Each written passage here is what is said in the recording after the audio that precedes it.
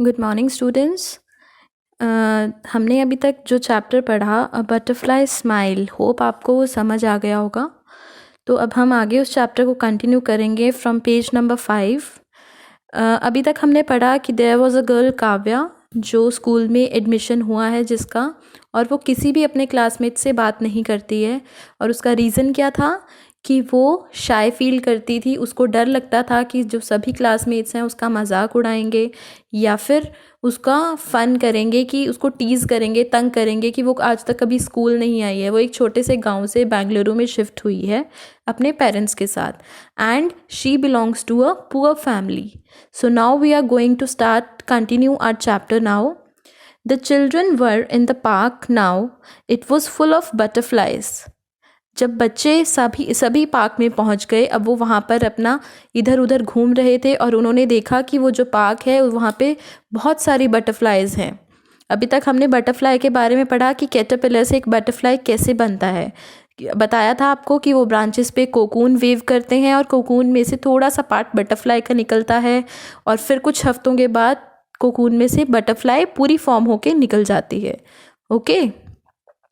There were blue butterflies the colour of rivers. वहाँ पर blue colour की butterflies थी, जैसे रिवर्स नदियों का रंग होता है।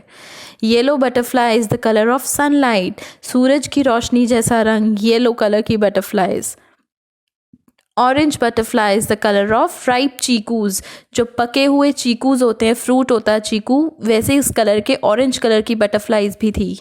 Black and silver butterflies the colour of starry skies, black और सिल्वर कलर की बटरफ्लाइज भी थी, जैसे आसमान में स्काइज होते हैं आपके, स्टारी स्काइज, जो आसमान में आपके पास स्टार्स होते हैं वो ब्लैक और सिल्वर कलर के होते हैं, सेम वैसे ही कलर की बटरफ्लाइज भी थी। These were the colours Kavya missed from her village. ये वो कलर थे जो काव्या अपने विलेज में मिस करके आई थी। ठीक है, उस she felt happy and excited. उसको ऐसे कलर्स की बटरफ्लाई अपने विलेज में देखने को मिलती थी, और जब उसने स्कूल के पार्क में ऐसे कलर की बटरफ्लाइज देखी तो वो उसको देखकर बहुत ही ज़्यादा खुश हो गई और एक्साइटेड हो गई, because she was fond of butterflies. उसे बटरफ्लाइज का बहुत शौक था। Every year, butterflies travel thousands of kilometers to come to this park. हर साल बटरफ्लाइज थाउजेंड्स ऑफ किलोमीटर्स, हज़ारों किलोमीटर दूर से चलकर उड़कर यहाँ तक पहुँचती हैं, इस पार्क में पहुँचती हैं।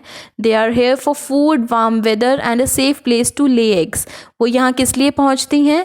ताकि वो उनको यहाँ पर प्रॉपर खाना मिल सके, एक गर्म एटमॉस्फेयर, गर्म वेदर मिल सके, गर्मी मिल सके, और एक अच्छी सी प्लेस जहाँ पर वो एग्स ले कर सकती हैं, अंडे दे सकती हैं।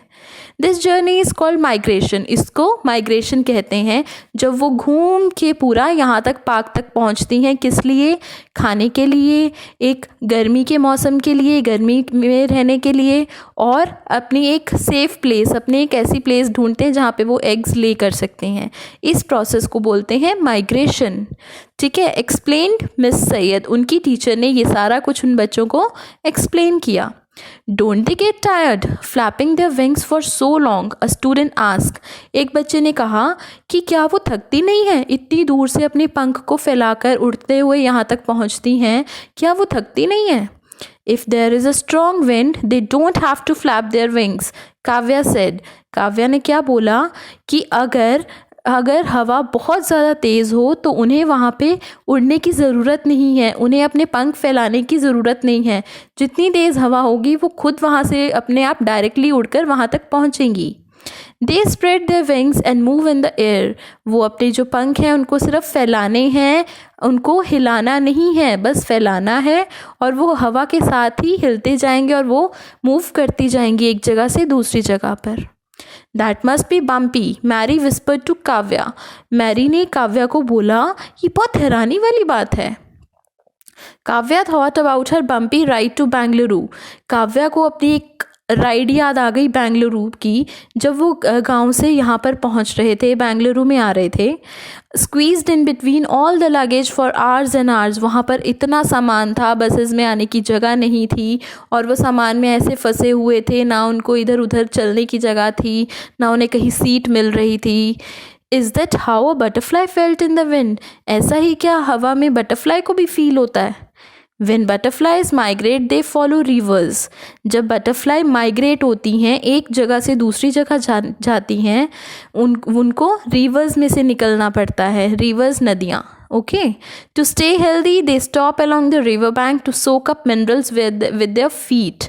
हेल्दी रहने के लिए वो एक नदी के किनारे पर रुक जाती हैं ताकि वो वहाँ से मिनरल्स ले सके अपने पैरों के थ्रू. देखो नीचे आपको जो पिक्चर है नीचे आपको शो कर रहे हैं, उस पिक्चर में बता रहे हैं वहाँ पे कि there are the butterflies who are soaking minerals from the river banks. कोने में थोड़ा सा पानी इकट्ठा होता है, वहाँ से अपने पैरों से मिनरल्स ले रहे हैं.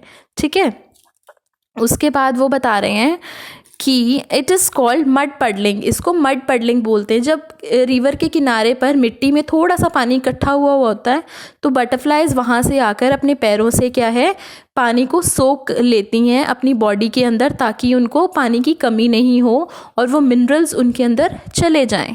समझ आ गई है? नाउ मड पडलिंग सेड मेरी, दैट सीम्स फन. मैरी ने बोला मड पडलिंग बोलते हैं इसको, ये तो बहुत ही मज़ेदार चीज़ है. Mary and Kavya smiled at each other. Mary और काव्या दोनों एक दूसरे को देखकर खूब हंसी. उन्होंने बोला it is said Kavya but now puddles are hard to find. Kavya ने बोला ऐसा ही होता है, पडलिंग होती है रिवर बैंक में, लेकिन आजकल ये चीज़ें बहुत कम मिलती हैं, ये चीज़ें आजकल बिल्कुल भी नहीं हैं. तो ये सुनकर जब मैरी को ये पता चला तो मैरी बहुत खुश हुई. Now turn on the next page, on 6 page number. See, there is a picture in which we are watching they are clearing forest and creating roads. वो पेड़ वगैरह काट रहे हैं वहाँ पर फर्स्ट पिक्चर में. ठीक है, वहाँ पे रोड्स कंस्ट्रक्शन का काम चल रहा है, लकड़ियाँ काट रहे हैं वहाँ से, जो रिवर के आसपास जितने भी पेड़ हैं सभी काट रहे हैं. और जब रिवर के आसपास के पेड़ काट रहे हैं तो मड पडलिंग कहाँ से होगी, पानी कहाँ से स्टोर होगा. ठीक है, और नीचे वाली पिक्चर में दिखा रहे हैं कि काव्या और उसकी फैमिली बस की वेट कर रही हैं, इतना इतना सामान पड़ा है उसके ऊपर. ठीक है, तो मतलब ये चीज़ें, ये प्रॉब्लम्स थी काव्या की लाइफ में जो वो फेस कर रही थी अपने विलेज में, तभी वो बेंगलुरु में शिफ्ट हुए थे. Okay, now continuing on 7th page. In Kavya's village forest were clear to make roads and buildings. जो हमने अभी पिक्चर में देखा, काव्या के गांव में क्या था, जितने भी जंगल थे उनको काटा जा रहा था, उनके पेड़ सभी काटे जा रहे थे ताकि वहाँ पर रोड्स बने, बड़ी बड़ी बिल्डिंग्स बने. ठीक है, main in trucks took away sand from the river. जो भी लोग आते थे वो अपने ट्रक में रिवर में से जितना भी सैंड होता था वो कलेक्ट कर लेते थे और अपने साथ ले जाते थे. There was less and less rain. और बारिश भी बहुत कम हो गई थी, बारिश होती ही नहीं थी. The river went dry. जो नदी थी वो बिल्कुल सूख गई थी. जब बारिश ही नहीं होती थी तो उसमें पानी कैसे इकट्ठा होता. The butterflies didn't have enough water to mud puddle. इसलिए जो बटरफ्लाइज को पानी ही नहीं मिलता था मड पडलिंग में से. अभी हम पढ़ के आए हैं कि वो मिनरल्स कलेक्ट करती हैं अपने फीट में से, तो बटरफ्लाइज वहाँ पे कैसे आएंगी जब वहाँ पे पानी नहीं होगा, सैंड ही नहीं होगी, मिट्टी ही नहीं होगी, तो मड पडलिंग भी नहीं होगी. Kavya's family didn't have enough water to grow food on their land. That's why they moved to the city. Kavya की फैमिली के पास ज़्यादा पानी ही नहीं बचा. जिस गांव में वो लोग रह रहे थे वहाँ पानी की इतनी ज़्यादा कमी आ गई थी कि उनको वहाँ से सिटी की ओर शिफ्ट होना पड़ा, क्योंकि उनका मेन काम ही लैंड का था. अगर वो खेती करते, अपना खाना उन्होंने वहीं से खाना था. जब उनको पानी ही नहीं मिल रहा था प्रॉपर, तो खाना भी कैसे उगाते, क्रॉप्स कैसे लगाते. इस वजह से वो सिटी की ओर शिफ्ट हो गए. You know a lot about butterflies Kavya, said miss Syed. Miss Syed, उसके टीचर ने बोला काव्या को कि काव्या, आपको बटरफ्लाइज के बारे में बहुत नॉलेज है, ऐसा क्यों. That's because they are my favourite insects, said Kavya. Kavya ने बोला क्योंकि वो मेरी फेवरेट इंसेक्ट्स हैं. अब आप लोगों के जो फेवरेट इंसेक्ट्स हैं, आपको भी उनके बारे में नॉलेज होनी चाहिए कि आपको जो एनिमल फेवरेट है, इंसेक्ट फेवरेट है, या कोई भी चीज़ फेवरेट है, चाहे वो खाने वाली ही क्यों ना हो, आपको उसके बारे में प्रॉपर नॉलेज होनी चाहिए. Why do you love butterfly so much Kavya, Mary ask. Mary कौन थी? काव्या की क्लासमेट. उसने काव्या से पूछा कि आपको बटरफ्लाइज इतनी अच्छी क्यों लगती हैं. Y do you love so much. How could Kavya explain. Kavya कैसे एक्सप्लेन कर सकती थी. She loved how butterflies bodies were sometimes spotted and sometimes striped, how they drank nectar with their long nose noses. वो कह रहे हैं कि वो उसको क्या पसंद था बटरफ्लाइज में, उसको ये पसंद था कि उसकी जो बॉडीज़ थी, कभी कभी तो उसकी बॉडी स्पॉटेड होती थी। स्पॉटेड बॉडीज़ कैसी होती हैं, मैं आपको दिखाती हूँ। जो सबसे फर्स्ट बटरफ्लाई है, सी जो सबसे फर्स्ट बटरफ्लाई है ऑरेंज कलर की, उसमें दिखा रहे हैं कि वो स्पॉटेड है, उसमें सर्कल्स बने हुए हैं उसकी बॉडी पर, ठीक है। और कुछ बटरफ्लाइज होती हैं जो स्ट्राइप्ड होती हैं, ये जो येलो वाली है ये स्ट्राइप्ड है, इसमें लाइंस हैं, ठीक है। हाउ दे ड्रैंक नेक्टर, अब वो बता रहे हैं कि वो नेक्टर कैसे ड्रैंक करती है, वो बताएंगे। नेक्टर क्या होता है, नेक्टर एक तरह का जूस होता है जो फ्लावर्स से मिलता है। वो फ्लावर्स पे जाकर बैठती हैं, वहाँ से जूस कलेक्ट करती हैं अपनी बॉडी में विद द लॉन्ग नोजेस, अपने लंबे लंबे नाक से वो जूसेस कलेक्ट करती हैं, ओके। उसके बाद वो बता रहे हैं कि जब नेक्टर वो कलेक्ट कर लेती हैं लॉन्ग नोजेस से, हाउ दे स्प्रेड पॉलन, वो पॉलन कैसे स्प्रेड करती हैं, कैसे फैलाती हैं। उनकी बॉडी में एक येलो कलर का पाउडर होता है जो हर एक इंसेक्ट अपने साथ लेकर चलता है, तो वो इधर उधर फैलाते हैं वो, विच मेड फ्रूट ग्रो, जिससे जैसे फ्लावर्स के ऊपर लगा दिया, किसी भी प्लांट के ऊपर फेंक दिया वो पाउडर उन्होंने येलो कलर का, उसको पॉलन बोलते हैं।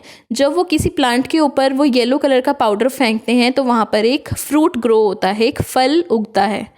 दे fly far but wherever they land they make new friends, said Kavya, Kavya ने बोला वो बहुत दूर दूर तक उड़ती हैं, लेकिन वो जहाँ पर भी रुकती हैं, जहाँ पर भी उनका स्टे होता है, वहाँ पे एक नए फ्रेंड्स बनाती हैं। स्क्वीजिंग मैरीज हैंड, मैरी का हाथ पकड़ते हुए ये बात काव्या ने बोली कि जहाँ पे भी रुकती हैं वो एक अपने नए फ्रेंड्स बनाती हैं। They are very small but they are also very brave, वो बहुत छोटी होती हैं लेकिन वो बहुत ही ज़्यादा ब्रेव भी होती हैं। Just like you said miss Syed and Kavya smiled, miss Syed ने बोला कि काव्या बिल्कुल तुम्हारी तरह वो ब्रेव भी हैं और वो छोटी भी है। Her smile as wide as a butterfly's wing, और मिस सैयद ने बोला कि काव्या तुम्हारी जो स्माइल है वो इतनी ही वाइड है, इतनी ही चौड़ी है जितनी बटरफ्लाइज की विंग्स हैं, उतनी ही जितने वो विंग्स फैलाते हैं उतने ही अच्छी है आपकी स्माइल, ठीक है class. Now you got the chapter is about butterfly formation, और एक लड़की की स्टोरी है उसमें, the name of that girl is Kavya, okay. तो आप ये चैप्टर अपना अच्छे से रीड करेंगे। If there is any query regarding this chapter आप मुझसे पूछेंगे इसी ग्रुप में, फाइन। तो अभी आपको ये चैप्टर अच्छे से रीड करना है। Thank you so much.